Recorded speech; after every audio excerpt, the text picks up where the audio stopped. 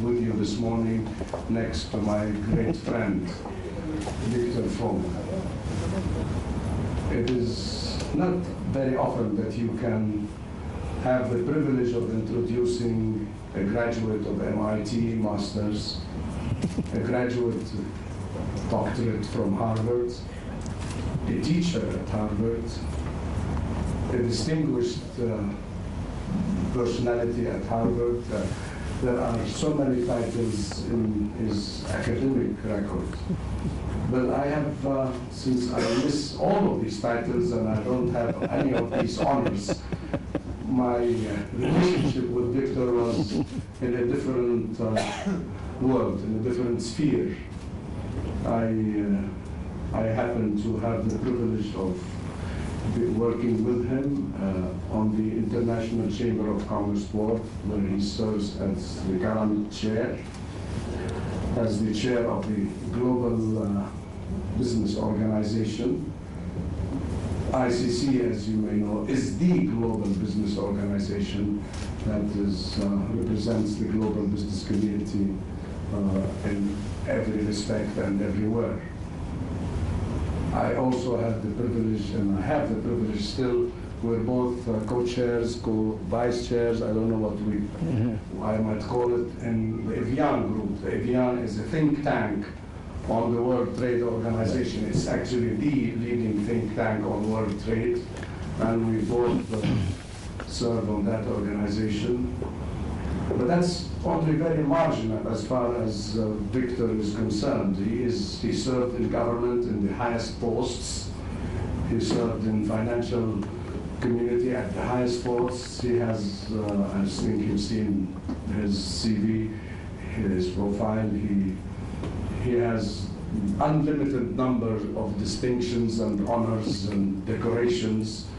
But that is not why he is here. He is here because I wanted to take advantage of his presence to have his vision of the economic order and the world globally, but particularly in this part of the world and as it relates to the Far East. It's a perspective that I am very much interested in because I have been claiming for the last several years that a new world economic order is in formation, is being formed, and a new world trade area is in the making, extending from the Arab world up to China. This will be the new world, if I may use an old coined term, the new world. The new world is our world, Victor, and it is the world that extends from here, covering Persia or Russia or Iran, India, Far East, Turkey, and all the countries, of course, Pakistan, for de facto reasons. It is not something that I think we can claim pride for.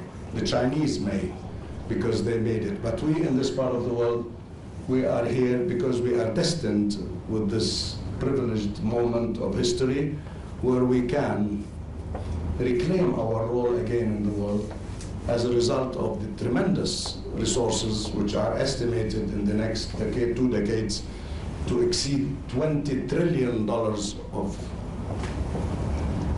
sovereign funds. These have to be invested somewhere, and that somewhere is in the Arab region, the neighboring Muslim countries, and up to China as a priority.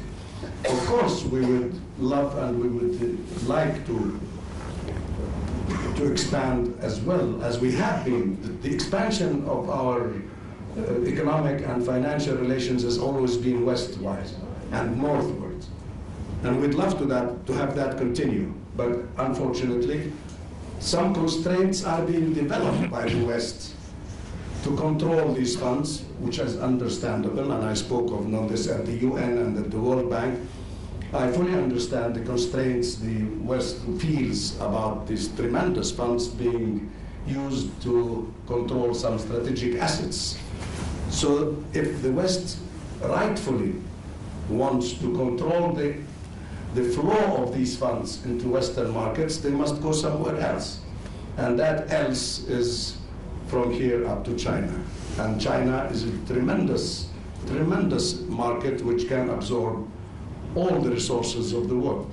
So we are looking at a new world information being formed in economics, and of course that will impact many other I'm not here the speaker, I'm just saying that I'm very interested because this is a theme on which I'm writing a book.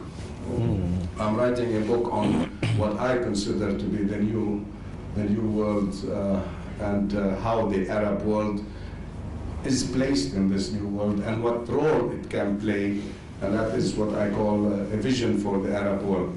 So I am very eager and very interested to learn from you because you are a professor, a scholar. You have achievements beyond anybody's ability, and I feel very humbled to be next to you.